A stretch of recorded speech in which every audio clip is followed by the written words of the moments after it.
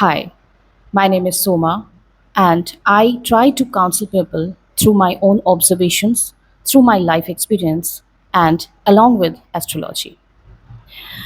अक्सर मैंने देखा है जो फीमेल्स हैं, मोस्टली फीमेल्स, वो अपने रिलेशनशिप को लेकर बहुत कंफ्यूज रहती हैं, मैरिड भी, अनमैरिड भी। मैरिड में अक्सर जब वो अपने ही रिलेशनशिप में अपने स्पाउस के साथ खुश नहीं हैं, they mostly try to get it from the outside. And here I am not talking about the physical intimacy. Mostly females बाहर सिर्फ इमोशनल इंटीमेसी के लिए जाती हैं।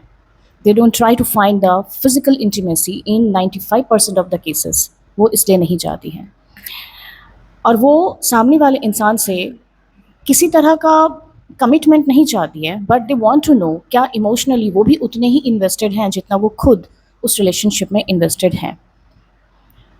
एंड ऑन अदर हैंड जो अनमैरिड फीमेल्स होती हैं, उनको इस बात का होता है कि सामने वाला इंसान क्या वो इस रिलेशनशिप में कमिटमेंट देंगे। आज के डेट में हमें कोई सच्चा साथी मिल जाए, someone who is very loyal, honest, committed और आपका साथ देने वाला, ये बहुत कम चांसेस हैं। हो सकता है पास्ट में उनके कुछ रिलेशनशिप हो, पास्ट में उनका बहुत कुछ रहा हो, बट आपके साथ जुड़ने के बाद क्या वो अपनी लॉयल्टी, अपना कमिटमेंट दे पा रहे हैं? Try to understand. अगर कोई इंसान आपसे बात करते हुए या आपसे मिलने के बाद they only talk about sexuality, sexual intimacy, and they don't want to invest themselves emotionally, तो आपको क्या लगता है कि वो क्या आपके लिए सीरियस है? ये बहुत सिंपल सा लॉजिक है। इसको समझने के लिए इतना कंफ्यूज होने की ज़रूरत नहीं होती है। ऑल्दो आई अंडरस्टैंड, मैंने अपने लाइफ में भी देखा है कि मैं खुद भी बहुत कंफ्यूज हुई हूँ, क्योंकि सामने वाला क्या चाहता है समझ में ही नहीं आता है। Specially in case of the main जो जिनको पता ही नहीं है कि उनको इमोशनली अपने आप को एक्सप्रेस कैसे करना है। यहाँ पर लॉजिकली कुछ भी उनके लिए आप खुद ही क्लैरिटी आप प्रिज्यूम मत कीजिए कि शायद इसलिए शायद उसलिए। सिंपल सी बात है, इफ़ दे आर इंटरेस्टेड, वो आपके साथ कमिटमेंट देना चाहते हैं या लाइफ लॉन्ग आपके साथ रहना चाहते हैं, या वो आपके साथ अपना एक फ्यूचर सोच रहे हैं, तो ऑब्वियसली वो आपको इमोशनली जानने की बहुत कोशिश करेंगे। They will try to understand, they will try to find everything about you.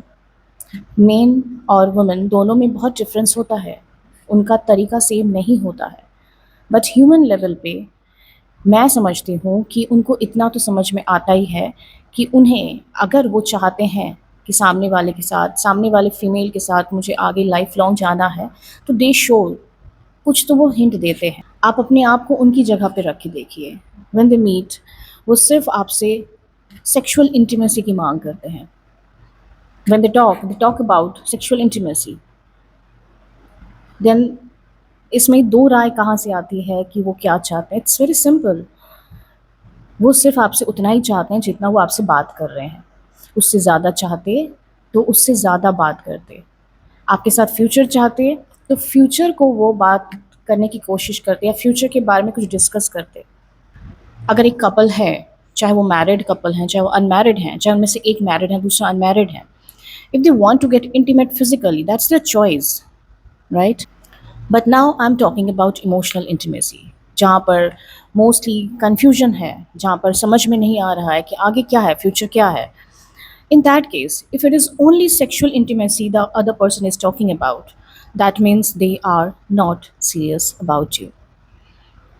अगर आप उनमें से हैं जो इमोशनल इंटीमेसी में बिलीव करते हैं, आप उनमें से हैं जो सेक्सुअल इंटीमेसी भी चाहते हैं but only with your partner, आप कैजुअली नहीं चाहते, आप चाहते हैं कि जिनके साथ भी आप हैं, you are ready to get physically intimate, but उसके साथ जिसके साथ आपने एक फ्यूचर देखा है, जिसके साथ आप आगे जाना चाहते हैं। आई am talking about that kind of relationship.